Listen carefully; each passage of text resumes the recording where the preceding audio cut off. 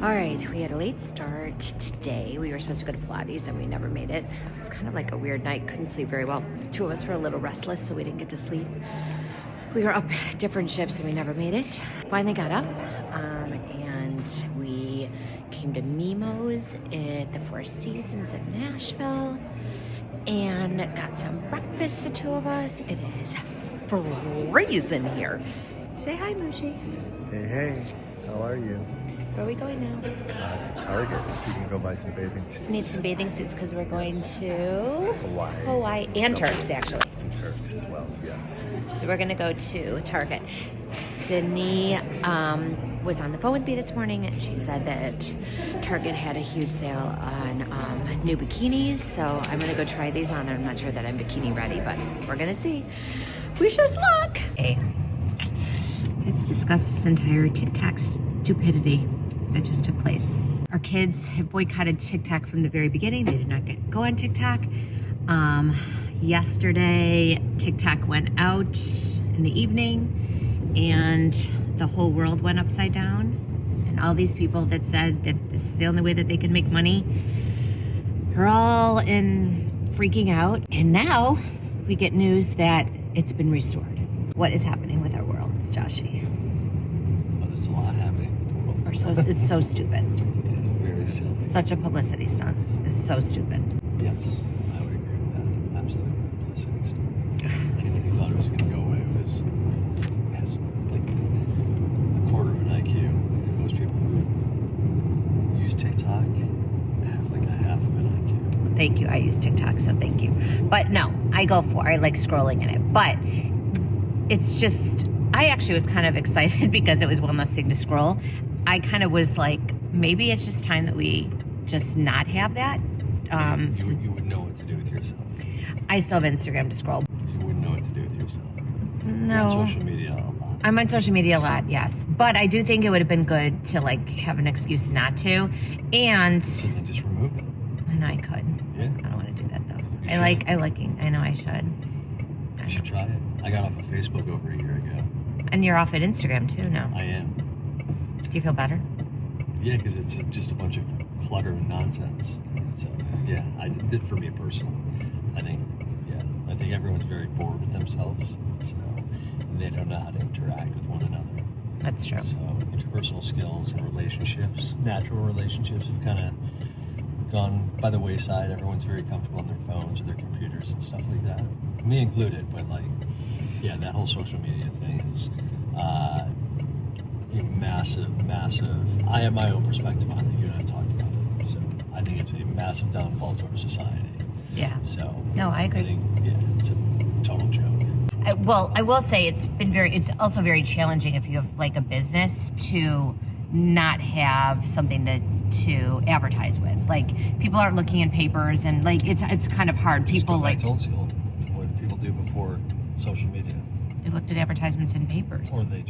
Or you had a good business and people got word of mouth spread. Yeah, word of mouth spreads, but it is definitely faster when you have the opportunity to see social media for sure. But yes, I think that I think there's good that comes of it, and I think there's a lot of bad that comes with it. Way more bad. Right. I think there's a lot more bad that goes with it than good. Yeah. It has completely ruined the younger generation in many respects. Yeah. Many respects. You're going to have mental and psychological issues that continue to stem from it with these young kids and the younger generations. Everyone thinks that they have to be perfect all the time. Adults act like children. So, but that's just me. And it gives a lot of people hide behind the screen and just are nasty to other people. Yeah. Like literally so nasty. But there's privacy issues. There's safety concerns. There are. Yeah. So I agree with you. Me. I'm just not a big social media person. I know. I think it's a major distraction to society and relationships the way they can be. So, But that's just me. But I know you love social media. I do to a point. So I support. No, I do I know to. you love social No, media. but I do to a point. I find all the negativity that goes along with it. I have a problem, and this is not anything bad against people that make money from being influencers or anything like that. But I think that there has to be a way that people go out into the world and get jobs, like, you know, and have skill sets and interact with people and collaborate with other people. So I do think that it is a major hindrance to hide behind. Like, if you are, again, if you're making money because you're like an ambassador for something, that's great. I think that's a great side hustle.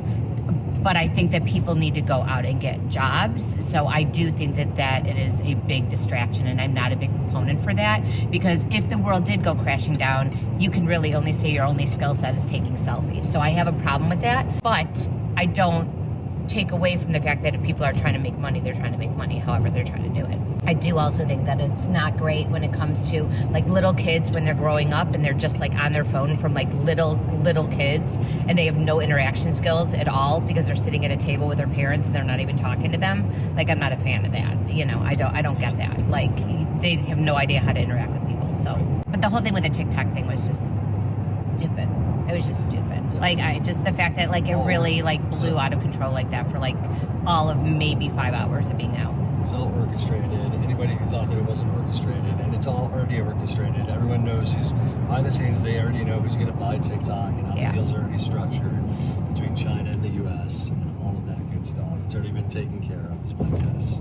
For sure, it's totally planned. And so it will all be resolved. And probably, I would imagine, no one ever actually understands the full truth of how TikTok is going to be unveiled in a new ownership structure between China and the U.S.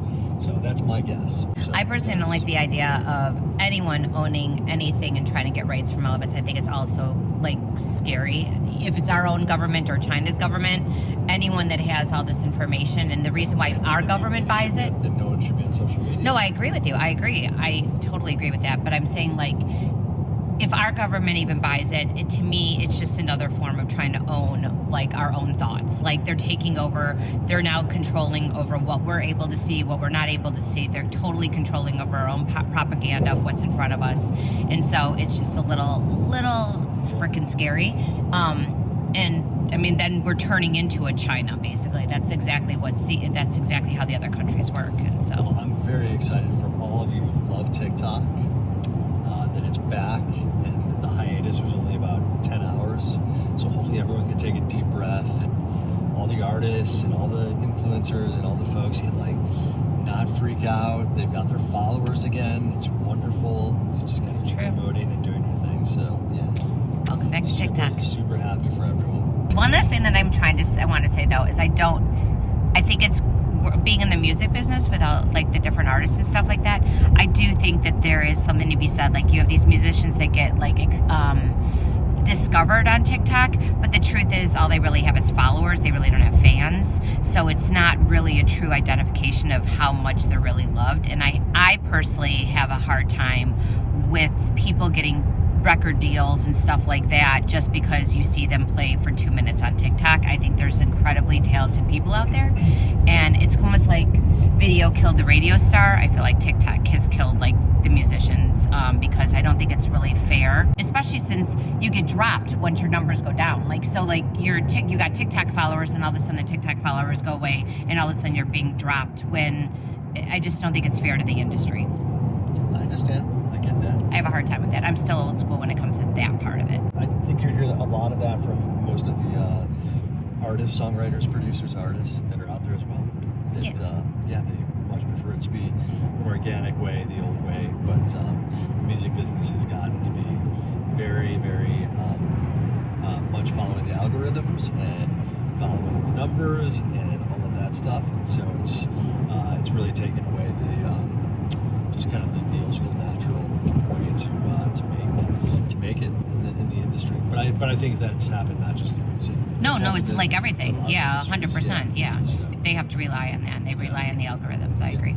I'm just saying, from being in music and having a publishing company, I feel bad for some of these incredibly talented songwriters that, like, just because they don't have their like numbers on their TikTok views and their followers, that they're not being looked at the same, and they could be way more talented than somebody that just happens to get like millions of hits because for the 2 seconds they entertain somebody on social media.